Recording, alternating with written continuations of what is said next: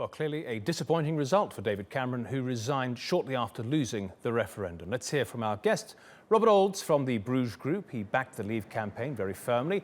And Vicky Pryce, the economist who argued to remain inside the EU.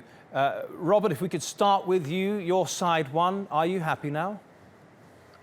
Very happy that we won the referendum. It was a result of a very long campaign over many decades.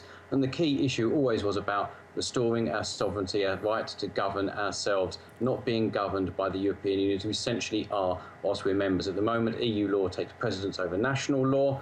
It has on many occasions overruled, even struck down national law. That's unacceptable. As a business show, we are focusing on the economy and business. Do you really think that the United Kingdom is better off now? You've seen a lot of the negative indicators coming out over the last couple of months. Well, as a business show, it would really be helpful if you actually had your figures correct. You're the gentleman who was presenting the reports earlier saying that 50% of our trade is with the European Union. That's not actually correct. It's less than 40% if you take into account reshipping via Rotterdam and Antwerp. And 3 million jobs would not be lost. I know I didn't say that, but 3 million jobs depending on trade with the European Union. Let's make it clear that would not be lost if we left the European Union. Vicky Pryce, if I could not cease. So we really need to get facts correct from the very beginning. Vicky Pryce, what do you make of that? There is no doubt that trade with Europe is very significant, whether it's 40% or 45% or the figure that your correspondent used. What it does suggest is that it is the main trading bloc for us. All the other blocks are considerably less significant, and losing any of that trade or making it more difficult for businesses has already been estimated to cost tens of billions of pounds. The most interesting thing for me is looking at the forecast for growth and also our public finances that has come at the time of what we call here the autumn statement. So it was like a mini budget, which was just a few days ago. And what it suggested is that there is now unfortunately going to be a period when we have to borrow an awful lot more because our deficit would be larger than would otherwise be the case to a very considerable extent because of Brexit. And that's been estimated between now and the end of the Parliament to come to around £60 billion. That's a cost that we as taxpayers are going to have to be paying for a long period to come. Robert Oulds, you're shaking your head. The main reason for it, of course, is because of low growth. We've had to pay billions into the European Union. It's a drain on the British economy.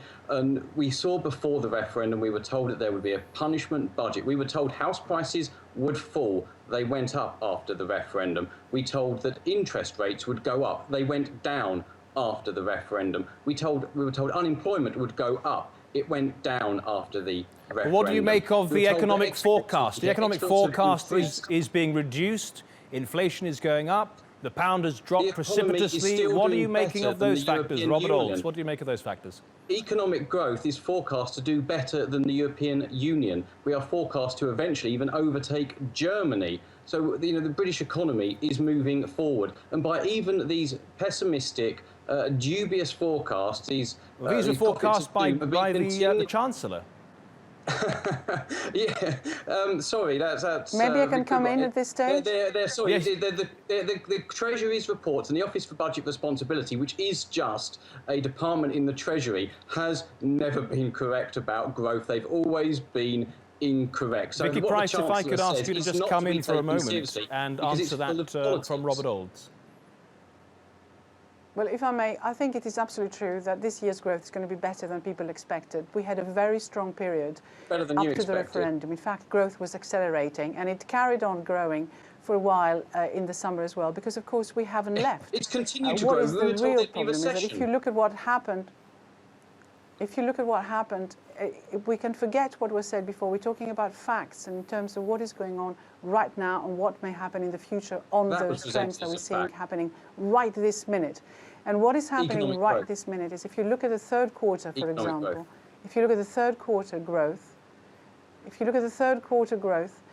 what you had was services being strong because people still borrowed at very, very low interest rates, encouraged by the Bank of England that put a lot of money into the economy. That's why the economy has not slowed down.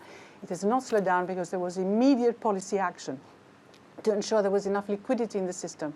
Rates came down, we had quantitative easing. The result of that has been that the economy has done better, but industrial production still fell in the summer, construction fell in the summer, and so did manufacturing output. So We can't say that things have been very rosy, and the focus for next year are for a massive reduction Vicky Pryce. from what we would have been otherwise. Vicky Pryce, thank you so much for your analysis, and Robert Oulds, I'm sorry we don't have a little more time to get into this, but thank you both for your contribution to Money Talks, the 2016 review show. Thank you.